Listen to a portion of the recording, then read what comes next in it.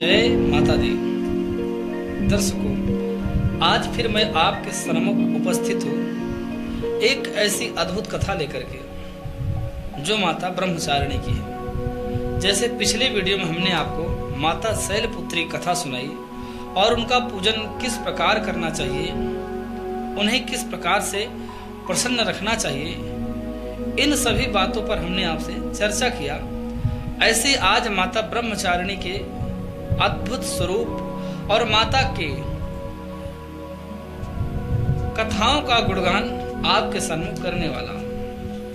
प्रिय दर्शकों, माता ब्रह्मचारिणी, माँ ब्रह्मचारिणी वो माँ है जो अपने भक्तों के कष्ट, दुख, दरिद्रता, भय, समस्त प्रकार के जंजालों से मुक्त करने वाली है।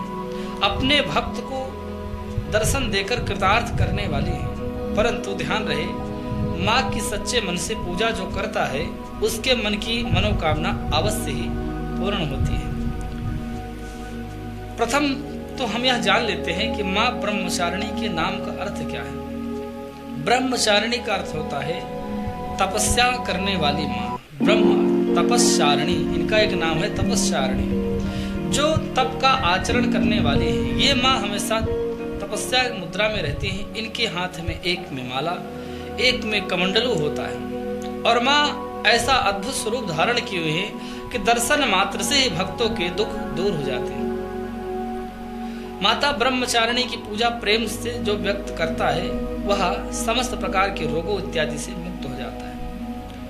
आपको चाहिए कि माँ को धूप, दीप, नैवेद्य इत्यादि से पूजन करें और इनकी पूजा करने से मिलता क्या है यह भी हमें समझना चाहिए। माँ की पूजा करने से हमें धन धान की वृद्धि तो होती है, परंतु साथ में हमें तपस्या करने का अनुभव प्राप्त होता है और हमारे पूर्व जन्म के पुण्य उदित हो जाते हैं और हमारे चेहरे पर एक अद्भुत अनुभव छलकता है जो लगता है वास्तव में हम अनुभवी हैं। ऐसे मेरी माँ की पूजा करना चाहिए। आइए सुनते हैं माँ की कथा।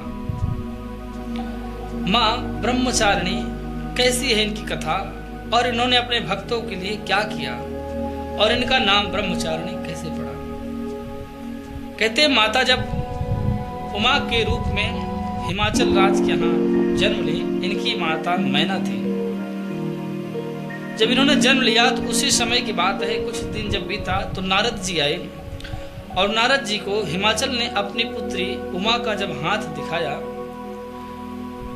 तो नारद जी ने कहा कि जो इनका पति मिलने वाला है वह उदासीन है, उसके घर द्वार नहीं है, वह उसका जो वेश है बड़ा अड़भंगा है, उसके गले में सर्प की माला है, साधुओं से घिरा रहने वाला है, वह अजन्मा है और उस पर कोई विजय प्राप्त नहीं कर सकता। इनका पति ऐसा है। जब ऐसा सुना है तो हिमाचल ने कहा कि ऐसा पति है कौन जो मेरी पुत्री को प्राप्त हो। तो नारद जी ने कहा यदि तुम्हारी पुत्री तपस्या करती है तो उसे ऐसा पति प्राप्त होगा। तो उसी समय की बात है कि माता उमा ने नारद जी से दीक्षा लिया और तपस्या करने वन में चल पड़ी। ऐसी घोर तपस्या माँ ने किया है। अन्न जल छोड़ करके माँ ने कई हजार वर्ष तक तपस्या करी। 3000 वर्ष तक माता ने अनेक प्रकार से तपस्या करी, फिर 30,000 वर्ष तक अनेक प्रकार से तपस्या करी।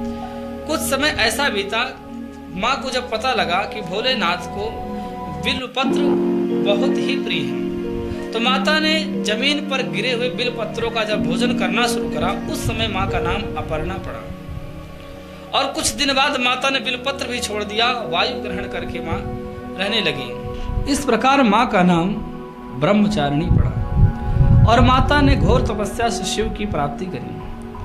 तो जो व्यक्ति इन माँ की पूजा करता है उनके जीवन से सभी दुख दूर होते हैं और उन्हें अभय वर प्रदान होता है।